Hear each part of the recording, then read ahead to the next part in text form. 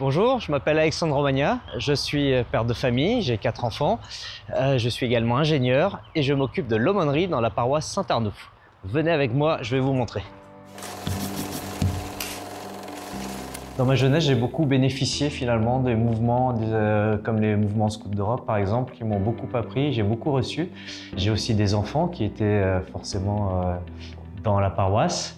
Et voilà, j'ai eu envie de m'investir auprès de ces jeunes pour essayer de leur transmettre ma passion de ce mystère, cette envie de creuser toujours plus ce mystère qui nous est donné. Je m'occupe également du catéchuménat pour les adultes et finalement, pour moi, c'était presque naturel. Ça formait un tout dans mon cheminement de cheminer avec d'autres personnes pour m'enrichir finalement de leurs différences et pour les accompagner, tous ces jeunes qui demandent, qui ont soif, pour les accompagner vers ces sacrements et toutes ces grâces que Dieu nous donne pour parvenir au bonheur. Ici, on est dans un endroit qui est à côté de Sophie Antipolis, donc on a énormément de familles. C'est un endroit qui croît énormément, il y a beaucoup plus de personnes chaque année. C'est une superbe équipe avec beaucoup de parents investis. On a réussi à développer une aumônerie qui accueille aujourd'hui plus de 50 jeunes chaque année et qui cheminent dans l'année dans l'aumônerie et puis en petits groupes au sein de chaque famille. On a des fraternités qu'on crée où chaque jeune peut se confier aux autres dans un petit groupe avec souvent un des parents et un animateur et progresser comme ça tout au long de l'année. Ça nous permet aussi d'associer les parents à cette démarche et on voit aussi de plus en plus de parents qui demandent le sacrement de confirmation et à être confirmés aux côtés de leurs jeunes. Je trouve que plus on reçoit paradoxalement le baptême tard, au plus on est chrétien fervent parce que finalement on a peut-être eu le temps de plus poser les questions, de plus s'intéresser et du coup après la suite on est capable finalement de continuer sur la lancée alors que quand on est baptisé tout petit, il faut une nouvelle impulsion, une nouvelle rencontre peut-être avec notre Seigneur pour relancer une impulsion. Ils ont quand même ce témoignage qui est « mais à ton âge, tu demandes le baptême, donc tu es vraiment conscient de ce que tu demandes » et ça interpelle beaucoup les autres jeunes et c'est un magnifique témoignage qu'on accueille avec plaisir au sein de la paroisse.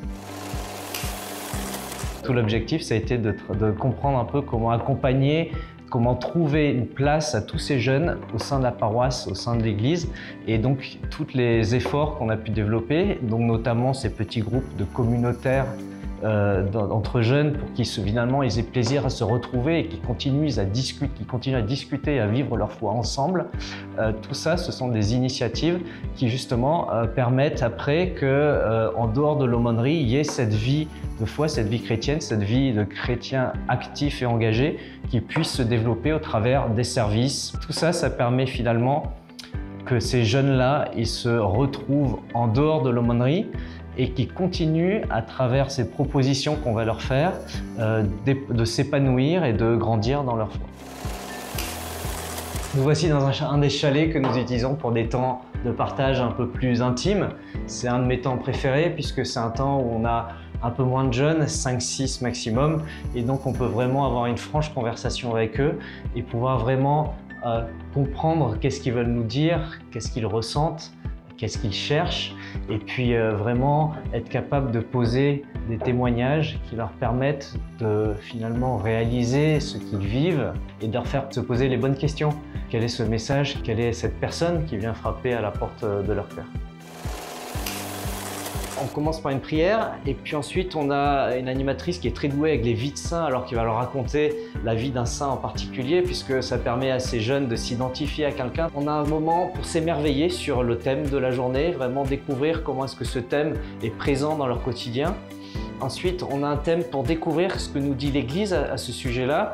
C'est un thème un peu catéchisme, mais vraiment concret, c'est-à-dire qu'est-ce que dans la parole de Dieu, qu'est-ce que dans le catéchisme de l'Église catholique, ces jeunes peuvent découvrir, comment est-ce qu'ils peuvent le comprendre. Ensuite, on a une partie agir, on va tous réfléchir ensemble sur d'ici la prochaine séance, qu'est-ce qu'on pourrait mettre en place, qu'est-ce qu'on pourrait faire, quel type de petits jeux on pourrait faire.